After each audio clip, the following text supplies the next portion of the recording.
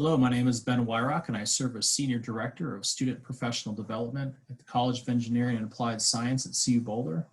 I'm here to talk to you a little bit today about ProReady and COVID-19. I want to brief you on some of the current national, state, and CU trends around hiring for our May 2020 grads and also our incumbent students for internships and co-op.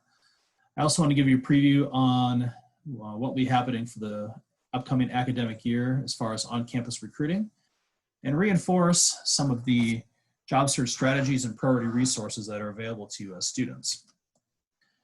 So as you know, we've had a major disruption in our labor market in the COVID era, and there are so many unknowns, but a few things that we do know that I want to share a little bit of information on. Our current unemployment rate in the state of Colorado is at or below the national average.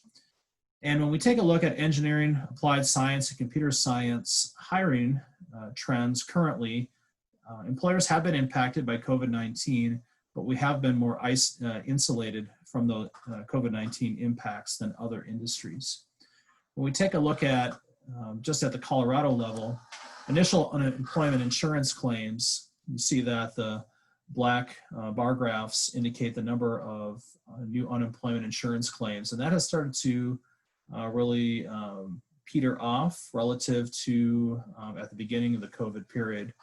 But when we take a look at the occupational groups and the numbers of people who have filed for unemployment, the occupational groups of computer, mathematical, and architecture engineering have only made up 4% of the total claims during the COVID era. So those industries have been impacted by COVID. However, we have been much more insulated from the impact. When we take a look at current projected growth, including the impact of COVID, we still see that engineering and applied science employment growth in the state of Colorado is going to grow at about a 2 to 3% rate over the next couple of years. So we do know that though we are impacted, just like everybody else, that there will still be many great employment opportunities for our current students and for our May 2020 grads going forward. How is the summer shaking out? The best data that we have at the national level and also at the local level from CU Engineering is that the majority of employers, over 90% of them, have been honoring internship and job offers that were extended to students or recent grads in the fall. There have been a number of changes in onboarding, and certainly has looked different. We're starting to see some May 2020 grads with extended start dates or delayed start dates. Length of internships and scope of work has been modified, with some offers being rescinded, but less than 10% of those. So our May 2020 grads and our incumbent students who are on internship or co-op have, for the most part, been able to engage in their full-time job offers or internship co-op offers. We are continuously collecting data, and we will know a lot more once our students come back in the fall, and we'll be able to give you a more clear picture as to outlooks and projections for next year. Speaking of next academic year, I want to give you a little bit of an update on on-campus recruiting and what that will look like. No surprise here, we will be shifting all on-campus recruiting activities to virtual engagement. You'll see over on the right, just a snapshot of our career fairs and the dates. We also will be migrating all of our employer info sessions, all of our meet and greet, show and text, all of the employer-based programming virtually, along with on-campus interviewing will be done virtually. All events are posted in Handshake. It is imperative that you, if you are a current student or a recent grad, to start your Handshake account if you have not already. And if you have started one, to go back into your Handshake account and update your account, update your profile information, your resume, etc. But in the events tab in Handshake, you will be able to view all fairs, all employer info sessions, and you will need to keep close tabs on your Handshake account in the events tab, because these will be significantly updated in the next 90 days, especially when the school year starts. We're also working on enhancing our web-based resources, some just-in-time resources, including guides and resources on how to effectively navigate virtual engagement with recruiters, which many students do not have experience with. And of course, we always have online advising sessions through our career services office, your academic advisors, and so on.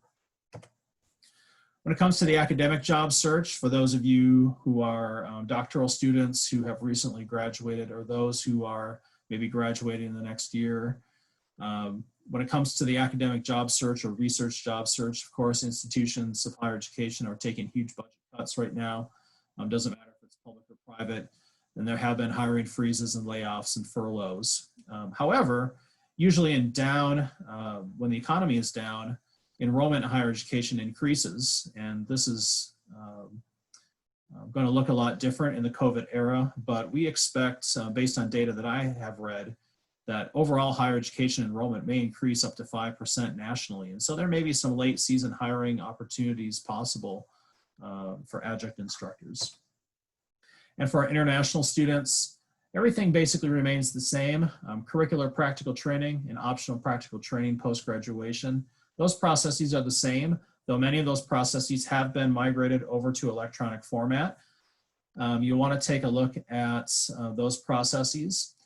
Of course, the optional practical training, if you've been following the news and political trends, that optional practical training is has been discussed as far as modifications to that program at the national level.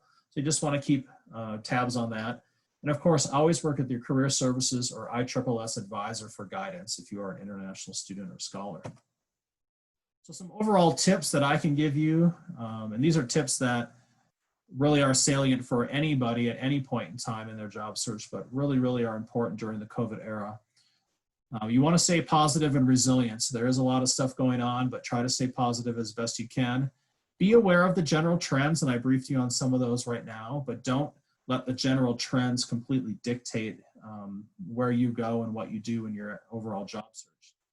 Have an intentional plan and continue to skill build. However, you may find that you will need to develop a backup plan or a number of backup plans based on what's going to be going on in the future in the labor market. And don't be afraid to expand and pivot your search. Expand your search to other industries, pivot your search to other opportunities, to other employers that you may not have considered. And if you need to be doing that and you're not sure how to get started, always be leveraging your ProReady resources.